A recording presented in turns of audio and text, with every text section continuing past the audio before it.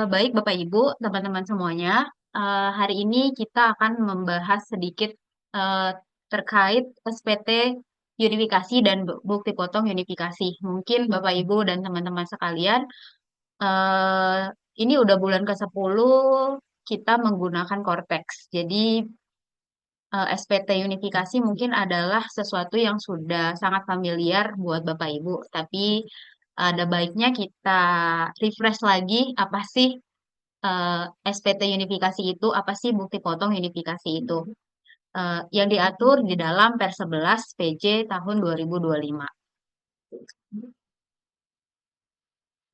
Adapun pokok-pokok pembahasan yang akan kita bahas hari ini, antara lain adalah ketentuan PPh unifikasi sesuai dengan Per 11 PJ tahun 2025. Yang kedua terkait dengan bukti potong PPh unifikasi, dan yang terakhir adalah pembuatan SPT masa unifikasi.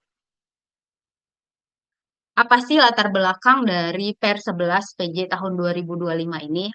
Per 11 ini sebenarnya merupakan amanat sebagaimana diatur dalam pasal 465 PMK 81 tahun 2024, di mana karena adanya sistem aplikasi perpajakan yang baru, diperlukan penyesuaian-penyesuaian yang mana untuk memberikan kepastian hukum, kemudahan administrasi, meningkatkan pelayanan perpajakan, serta melaksanakan pembaruan sistem inti perpajakan.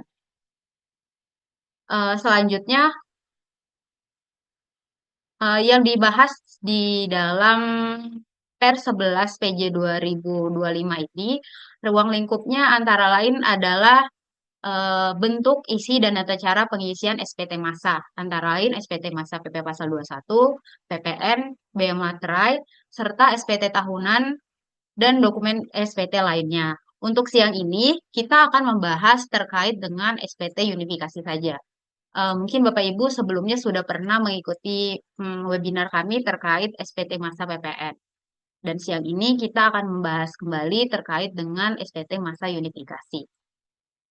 Kenapa sih kita perlu memahami tata cara dan bentuk eh, kenapa kita perlu memahami bentuk, isi, dan tata cara pengisian SPT? Karena memang SPT tersebut merupakan kewajiban wajib pajak. Wajib pajak wajib untuk melaporkan SPT-nya sesuai dengan penghasilannya. Apa yang harus dilakukan wajib pajak dalam penyampaian SPT-nya? Yang antara lain adalah mengisi, menandatangani, dan menyampaikan SPT-nya tersebut. Mengisi berarti mengisi dengan benar, lengkap, jelas, yang artinya SPT tersebut harus diisi dengan bahasa Indonesia, huruf Latin, angka Arab, dan menggunakan mata uang rupiah. Namun wajib pajak juga diizinkan untuk melaporkan SPT menggunakan mata uang asing atau bahasa Inggris sepanjang wajib pajak tersebut mendapatkan izin dari Kementerian Keuangan. Selain itu, SPT juga harus ditandatangani yang bisa dilakukan oleh wajib pajak, yaitu orang pribadi, wakil wajib pajak untuk wajib pajak badan, serta kuasa wajib pajak yang diberikan oleh kuasa dari wajib pajak terkait. Dan yang terakhir, menyampaikan SPT sesuai dengan tempat terdaftar, tempat dikukuhkan, dan tempat lain yang ditetapkan oleh Dirjen Pajak. Untuk saat ini, SPT hanya bisa dilaporkan melalui Cortex saja. Selanjutnya, SPT. SPT hanya dapat ditandatangani oleh wajib pajak dan kuasa wajib pajak. Kuasa wajib pajak itu pun wajib pajak itu tidak sembarangan bisa memberikan kuasa kepada orang lain. Eh, Aturan yang mengatur tentang kuasa wajib pajak ini diatur dalam PMK 299 tahun 2014. Artinya eh, seseorang yang diberikan kuasa itu harus membuat surat kuasa yang sesuai dengan format yang diatur tersebut dan memiliki kriteria yang diatur dalam PMK tersebut.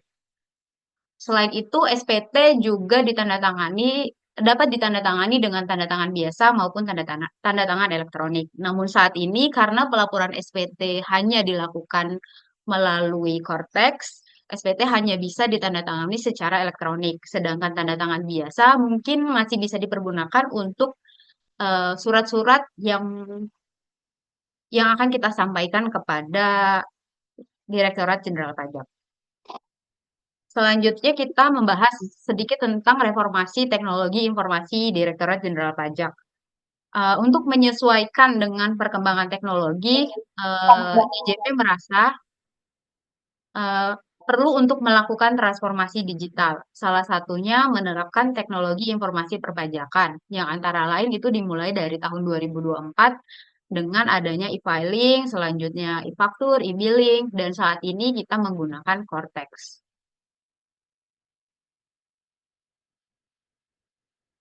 Uh, SPT di masa sebelum Cortex kita biasa menyebutnya legacy. Jadi apa sih perbedaannya itu adalah untuk tahun pajak 2024 dan 2024 dan sebelumnya, seperti yang saya sampaikan tadi, kita dalam pelaporan SPT itu menggunakan e-form, e-filing, e-billing, e-faktur, dan sejenisnya. Dan sejak tahun 2025 dan seterusnya, kita akan menggunakan Cortex. Sedikit informasi terkait dengan pelaporan SPT tahunan berdasarkan legacy dan disandingkan dengan Cortex. Yang pertama itu sistem yang digunakan dalam SPT tahunan melalui e-form atau e-filing itu menggunakan aplikasi DJP online. Sedangkan dalam sistem Cortex kita menggunakan aplikasi Cortex. Aplikasi tambahan yang dibutuhkan dalam masa legacy kita menggunakan Adobe Reader, sedangkan dalam masa Cortex kita tidak menggunakan aplikasi tambahan. Format lampiran yang diperlukan dalam pelaporan legacy itu menggunakan file PDF, sedangkan Cortex kita menggunakan XML. Untuk akun yang digunakan dalam masa legacy itu langsung menggunakan akun badan dalam pelaporan SPT tahunannya, sedangkan dalam pelaporan Cortex, akun yang digunakan menggunakan akun wakil atau kuasa yang diberikan yang memperimpersonate badan tersebut. Selanjutnya cara pengisian SPT, perbedaan antara legacy dan Cortex itu di dalam legacy biasanya dimulai dari pengisian lampiran sampai induk, sedangkan Cortex itu kebalikannya dimulai dari induk terlebih dahulu baru lampiran. Untuk tanda tangan di Legacy kita menggunakan kode verifikasi yang dikirim melalui email pada saat pelaporan atau menggunakan nomor gawai. Sedangkan dalam Cortex itu kita langsung menggunakan sertifikat digital dari wakil atau kuasa. Untuk pengiriman bukti lapornya dalam masa Legacy akan dikirimkan langsung ke email wajib pajak. Sedangkan dalam masa Cortex itu dikirimkan melalui email juga dapat langsung diunduh di aplikasi Cortex. Untuk pembayaran masa pajak, sebelumnya kita ketahui bahwa pembayaran pajak itu dibayarkan paling lama tanggal 10 bulan berikutnya. Namun sejalan dengan ketentuan dalam pasal 94 PMK 81 tahun 2024 diatur kembali kalau pembayaran pajak itu diseragamkan menjadi tanggal 15 di bulan berikutnya. Dan itu berlaku untuk semua SPT unifikasi, PPh minyak bumi dan gas, PPN yang terutang atas BKP tidak berwujud atau JKP dari luar daerah pabean, dan pajak-pajak lainnya. Sedangkan untuk batas waktu penyampaian SPT masa itu masih sama dengan aturan sebelumnya, yaitu untuk SPT unifikasi PPh pasal 25, PPh pasal 21, laporan penerimaan negara, serta pajak karbon itu dilaporkan 20 hari setelah masa pajak berakhir. Sedangkan untuk SPT Bea Materai dilaporkan 15 hari setelah masa pajak berakhir dan PPN dilaporkan akhir bulan berikutnya. Ketentuan terkait dengan hari libur juga masih sama apabila di hari ke-20 setelah masa pajak berakhir adalah hari libur, hari Sabtu, atau hari Minggu, maka pelaporan SPT ini harus disampaikan paling lambat hari kerja berikutnya. Yang selanjutnya kita akan membahas sedikit tentang ketentuan umum terkait dengan fungsi SPT masa unifikasi. Sesuai dengan pasal 14 dan pasal 15 per 11 tahun 2025, Fungsi SPT masa unifikasi itu antara lain adalah sarana yang digunakan untuk melaporkan kewajiban pemotongan dan atau pemungutan pajak, pembuatan bukti potong pemungutan dan atau pemotongan dan atau pemungutan unifikasi, serta penyetoran PPh yang telah dipotong dan atau dipungut atas beberapa jenis pajak dalam suatu masa pajak. Aturan terbarunya adalah sarana yang digunakan oleh wajib pajak yang diwajibkan melakukan pembayaran atau penyetoran sendiri. Adapun SPT-SPT yang dilaporkan dalam SPT masa unifikasi itu antara lain adalah SPT PPh pasal 4 ayat 2, pasal 15, pasal 22, pasal 23, dan pasal 26. Pemotong dan atau pemungut PPh unifikasi harus membuat dan menyerahkan bukti potong unifikasi kepada pihak yang dipotong, serta melaporkan bukti potong tersebut di dalam SPT masa unifikasi. Selain itu, pemotong atau pemungut PPh unifikasi juga dapat melakukan pembetulan, pembatalan, atau membuat bukti potong unifikasi tambahan apabila diperlukan. Aturan terbaru yang juga diatur dalam Per 11 tahun 2025 antara lain adalah penunjukan pemotong PPh untuk wajib pajak orang pribadi. Sekarang diatur, kalau sebelumnya itu diatur dalam Cap 50 tahun 94 dan Cap 50 tahun 96, hanya wajib pajak tertentu yang dapat melakukan pemotongan PPh pasal 23 maupun pasal 4 ayat 2. Antara lain wajib pajak melakukan pembukuan serta aktuaris dan sejenisnya. Untuk di tahun 4 di Per 11 PJ tahun 2025 ini aturan terbarunya adalah orang pribadi yang melakukan pekerjaan bebas, orang pribadi yang menjalankan usaha, dan yang menyelenggarakan pembukuan.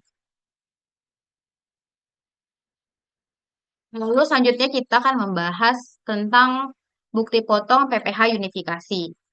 Sesuai dengan pasal 17 dan pasal 18 Per 11 PJ tahun 2015, bukti potong PPh unifikasi ini terbagi menjadi dua, yaitu bukti potong PPh unifikasi berformat standar, serta yang kedua bukti potong PPh unifikasi yang dipersamakan dengan bukti potong unifikasi berformat standar. Untuk bukti potong PPh unifikasi yang berformat standar itu terdiri dari dua, yaitu bukti potong yang dibuat untuk wajib pajak dalam negeri yang biasa kita sebut BPPU, dan yang kedua bukti potong yang kita buat untuk wajib pajak luar negeri yang biasa kita sebut BPNR atau bukti potong PPh pasal 26. Bukti potong unifikasi berformat standar ini harus memuat informasi paling sedikit nomor bukti potong, masa, sifat pajak, status bukti potong, kode objek pajak, DPP, tarif pajak, PPh yang dipotong atau ditanggung pemerintah, nama penanda tangan, tanggal dan tanda tangan. Sebenarnya informasi ini masih sama dengan bukti potong unifikasi sebelumnya. Untuk satu bukti potong bisa dibuat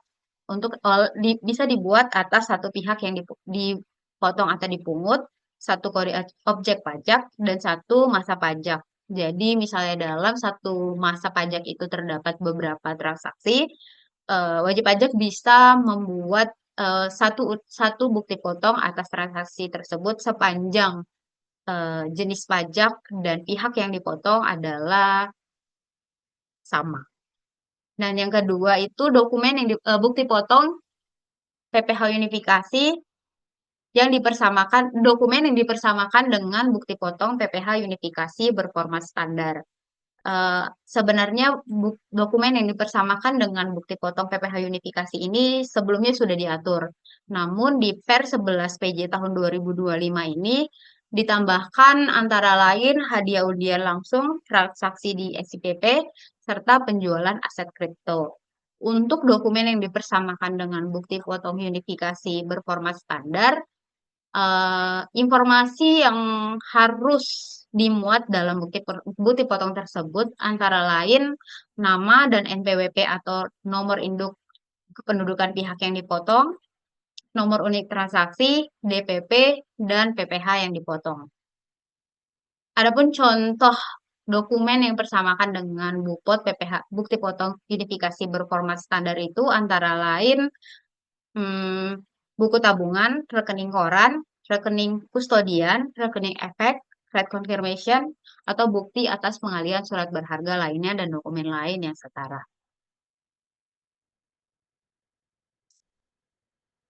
Selanjutnya kita membahas ketentuan terkait kapan bukti potong itu perlu dibuat, tidak perlu dibuat, atau tetap perlu dibuat. Dalam hal wajib pajak tidak memiliki transaksi apapun yang terkait dengan pemotongan atau pemungutan PPh pajak penghasilan, maka wajib pajak tidak diharuskan untuk membuat bukti potong. Namun wajib pajak tetap harus membuat bukti potong meskipun nilainya nihil dalam hal transaksi-transaksi tersebut tetap merupakan objek pajak yang memiliki SKB. Yang kedua, merupakan pengecualian pemotongan atau pemungutan pajak, transaksi pembelian dari WP yang memiliki suket, transaksi penjualan dari wajib pajak OP peredaran bruto tertentu, serta penghasilan yang dikenakan tarif 0%. Atau bukti potong juga tetap harus dibuat dalam hal pajak atas transaksi tersebut ditanggung oleh pemerintah, diberikan fasilitas, atau PPh pasal 26 nihil karena adanya SKD. Untuk pihak-pihak yang dilakukan pemotongan meskipun nilainya nihil, pihak yang dipotong harus memberikan informasi, antara lain NPWP atau NIK untuk wajib pajak dalam negeri, dan identitas pajak lainnya untuk wajib pajak luar negeri. SPT masa PPh unifikasi sendiri saat ini terbagi menjadi dua. Yang pertama itu induk dan yang kedua lampiran. Lampiran sendiri terdiri dari tiga formulir, antara lain formulir daftar 1 yang berisikan informasi bukti potong berformat standar, yaitu pelaporan-pelaporan seperti SPT, PPh pasal 23, 26, atau 15. Lalu formulir kedua itu berisi informasi daftar pajak penghasilan yang disetor sendiri dan atau disetor secara digunggung. Dan yang ketiga, formulir lampiran 1 yang berisi informasi daftar dokumen yang dipersamakan dengan bukti potong berformat standar. Seperti yang kita lihat di layar kita masing-masing, SPT masa unifikasi itu harus terdiri dari jenis pajak, nama wajib pajak dan NPWP, masa dan tahun pajaknya, tanda tangan wajib pajak, status, kode jenis pajak, jumlah pajak yang dipotong, dan jumlah pajak yang dibetulkan, serta tanggal SPT. Ketentuan lain yang diatur dalam Per 11 PJ tahun 2015 adalah ketentuan terkait dengan pembetulan, pembatalan, atau penambahan bukti potong PPh unifikasi. Wajib pajak dapat melakukan pembetulan apabila terdapat kekeliruan dalam pengisian transaksi dan dapat melakukan pembatalan bukti potong apabila transaksi yang sudah dipotong itu ternyata dibatalkan, serta melakukan penambahan bukti potong apabila dalam SPT masa yang telah dilaporkan terdapat bukti potong yang belum dibuat. Adapun syarat-syarat yang bisa yang memperbolehkan wajib pajak melakukan pembetulan maupun pembatalan bukti potong unifikasi itu antara lain belum dilakukan pemeriksaan atau pemeriksaan bukti permulaan. Terus yang kedua, bukti potong tersebut belum diajukan keberatan, atau mungkin diajukan keberatan tetapi tidak dipertimbangkan, atau sudah diajukan keberatan tetapi dicabut dan telah disetujui oleh DJP. Dan yang ketiga itu bukti potong tersebut tidak sedang dalam proses pengembalian atas kelebihan pembayaran pajak yang seharusnya tidak terutang. Untuk penambahan bukti potong PPh unifikasi boleh dilakukan oleh wajib pajak sepanjang atas SPT masa bersangkutan belum dilakukan pemeriksaan atau pemeriksaan bukti permulaan. Atas pembetulan, pembatalan, atau penambahan bukti potong PPh unifikasi yang sudah dilaporkan dalam SPT massa, tentu diperlukan untuk melakukan pembetulan. Pembetulan tersebut bisa jadi akan membuat SPT massa pembetulan itu menjadi kurang bayar maupun lebih bayar.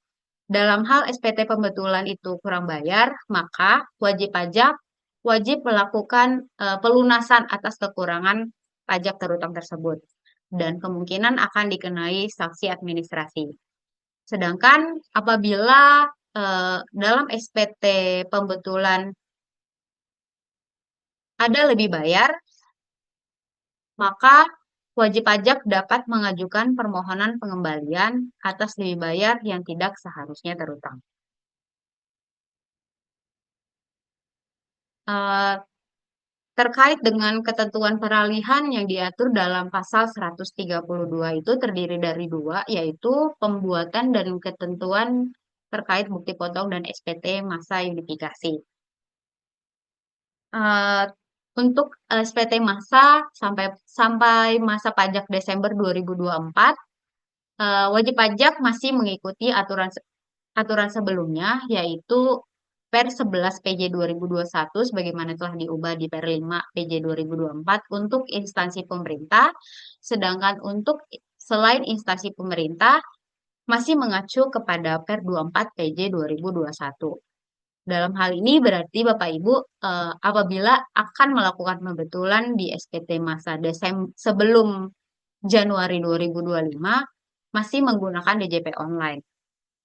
Begitu juga dengan PPh atas pengalian hak atas tanah dan atau bangunan. Kewajiban pelaporan PPh pasal 4 ayat 2 dianggap telah dilaksanakan sesuai tanggal pembayaran yang tercantum dalam SSP atau sarana administrasi lainnya sepanjang wajib pajak telah melakukan penyetoran sendiri sejak tanggal 1 Januari 2025 dan telah mendapat validasi pembayaran.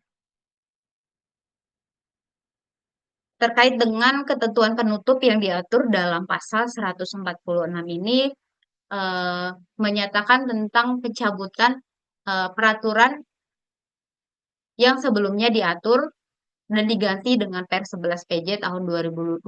Antara lain Per 17 PJ tahun 2021, Per 24 PJ 2021, Cap 50 PJ 94, dan Cap 50 PJ tahun 1996. Adapun komparasi perubahan antara SPT masa unifikasi sebelum dan setelah Korteks itu dapat kita lihat antara lain terkait dengan pembayaran pajak. Kalau sebelumnya di sebelum era Korteks, pembayaran pajak itu dilakukan dengan pembuatan kode billing sesuai dengan jenis pajaknya. Dan kode billing itu pun dibuat berbeda dengan SPT. Sedangkan di era Korteks ini eh, pajak-pajak yang dipotong dan atau dipungut langsung dibayarkan dalam satu kode billing dan langsung terintegrasi dengan SPT unifikasi. Terkait dengan fasilitas PPh unifikasi di era sebelum Korteks, pemotong atau pemungut harus menginput manual nomor fasilitas berdasarkan surat yang diberikan oleh pihak yang dipotong. Sedangkan setelah Korteks, fasilitas yang dimiliki pihak yang dipotong akan terintegrasi langsung dengan Ibu POT termasuk fasilitas pajak penghasilan yang ditanggung pemerintah. Lalu terkait dengan penerbitan bukti potong oleh cabang, wajib pajak cabang menerbitkan bukti potong dan melaporkan SPT masanya sendiri. Sedangkan di era Korteks ini, wajib pajak cabang dapat menerbitkan bukti potong, namun SPT tetap dilaporkan dan dibayarkan oleh wajib pajak pusat. Selanjutnya terkait dengan notifikasi apabila pemotong maupun pemungut melakukan penggantian atau pembatalan bukti potong, di era sebelum Korteks itu tidak ada notifikasi, sedangkan di era Korteks terdapat notifikasi di aplikasi Korteks tersebut. Selain itu, terdapat juga flagging untuk setiap bukti potong yang sudah dilaporkan dalam SPT massa maupun yang telah dikreditkan dalam SPT tahunan pihak yang dipotong di era Korteks. Sedangkan di era sebelum Cortex itu, kita tidak dapat mengetahui apakah bukti potong yang kita terima itu sudah dilaporkan atau belum. Di era sebelum Cortex juga terdapat pemisahan antara WP instansi pemerintah dengan WP non-instansi pemerintah. Di era Cortex ini, semua instansi maupun instansi pemerintah dan non-instansi pemerintah akan menggunakan SPT massa yang sama. Selanjutnya kita masuk ke pembahasan terkait bukti potong PPh unifikasi. Sedikit perbedaan antara struktur penomoran bukti potong unifikasi sebelum tahun 2025 dan sesudah atau mulai di tahun 2025. Antara lain itu, di sebelum tahun 2025, kode dokumen diisi dua berbentuk dokumen elektronik. Sedangkan di tahun 2025 itu, dua digit terakhir merupakan tahun kalender, 7 digit nomor seri yang terakhir terdiri dari angka, huruf, atau kombinasi, serta angka dan huruf dalam satu tahun kalender. Di dalam Per 11 PJ tahun 2025 ini juga terdapat tambahan kode objek pajak yang sebelumnya hanya terdiri dari 164 kode objek pajak. Di Per 11 ini diatur kembali menjadi 258 kode objek pajak. Kita masuk ke contoh kasus bukti potong PPh unifikasi. Contohnya, PTB terlebih dahulu membuat bukti potong PPh unifikasi berformat standar dengan status pembetulan. Pembetulan bukti potong PPh unifikasi tersebut menyebabkan kelebihan potong. Jadi pertama kali dalam pelaporan yang pertama di tanggal 5 Maret 2025, wajib pajak melakukan pemotongan pajak sebesar 300.000. Lalu setelah dibetulkan, ternyata bukti potong yang harus dibayarkan adalah 200.000. Terdapat kelebihan sebesar 100.000. Atas kelebihan tersebut, kalau di SPT pelaporan SPT masa sebelumnya mungkin kita dapat melakukan pemindah bukuan. Namun di era Cortex ini, atas kelebihan pemotongan pajak tersebut dapat diajukan permohonan pengembalian atas kelebihan pembayaran pajak yang seharusnya tidak terutang ke KPP terdaftar sesuai dengan ketentuan peraturan perundang-undangan di bidang perpajakan.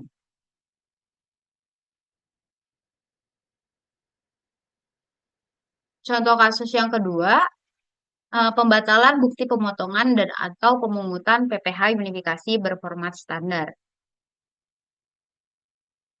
Apabila pemotong dan atau pemungut PPh unifikasi melakukan pembatalan atas transaksi dan bukti pemotongan atau pemungutan PPh unifikasi tersebut, bukti potongan telah diterbitkan, maka pemotong dan pemungut itu harus melakukan pembatalan dengan ketentuan bukti potong tersebut telah dilakukan pembatalan. Dalam hal transaksi tersebut benar-benar telah dibatalkan. Pembatalan tersebut dapat dilakukan sepanjang SPT masa PPh unifikasi bukti potong yang bersangkutan belum dilakukan pemeriksaan atau pemeriksaan bukti permulaan secara terbuka. Dan yang kedua, bukti pemotongan dan atau pemungutan tersebut belum diajukan keberatan tetapi tidak dipertimbangkan, atau diajukan keberatan tetapi dicabut oleh wajib pajak. Dan yang terakhir, bukti pemungutan atau pemotongan PPh unifikasi tersebut tidak sedang dalam proses pengembalian atas pajak yang seharusnya tidak terutang. Sedikit tambahan terkait dengan pembulatan angka menurut Per 11 tahun 2025. Kalau merujuk pada pasal 129 ini, di Per 11 ini sekarang sudah diatur terkait dengan pembulatan. Kalau sebelumnya itu tidak ada aturan terkait dengan pembulatan ke dalam rupiah. Sedangkan di Per 11 ini diatur terkait dengan pembulatan. Untuk nilai yang kurang dari 0,50, nilai atas transaksi tersebut akan dibulatkan ke bawah. Untuk nilai yang sama dengan atau lebih dari 0,50, maka bilangan tersebut akan dibulatkan ke atas. Ini untuk pembulatan dalam bentuk rupiah. Sedangkan untuk pembulatan dalam mata uang dolar di SPT tahunan, ketentuannya itu untuk kurang dari 0,005 itu akan dibulatkan ke bawah, sedangkan untuk yang nilainya sama atau lebih dari 0,005, maka nilai tersebut akan dibulatkan ke atas. Contoh kasus pembulatannya itu, misalnya dalam PPN terutang itu nilainya Rp1.500.49. Karena nilainya di bawah 0,50, maka pembulatannya itu akan dilakukan pembulatan ke bawah. Sehingga nilai PPN yang terutangnya itu adalah 1.500.000. Dalam hal PPN terutangnya adalah 1.900.50, karena nilainya sama dengan 50, maka pembulatannya adalah pembulatan ke atas. Sehingga nilai PPN terutangnya menjadi 1.901.000.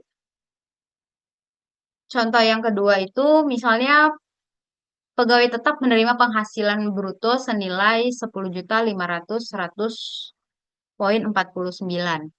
Karena nilainya lebih kecil dari 0,50, maka pembulatannya itu menjadi 10.500.100. Apabila penghasilan brutonya adalah 10.500.100.50, maka pembulatannya menjadi 10.500.101.